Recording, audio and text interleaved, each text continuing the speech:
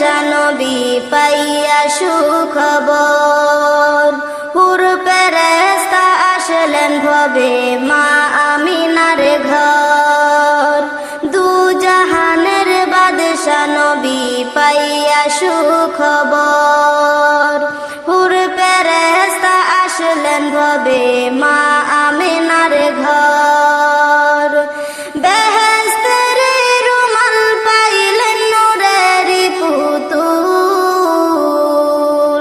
বেহেশতের রুমাল পাইলেন নূরেরি পুতুল। সকল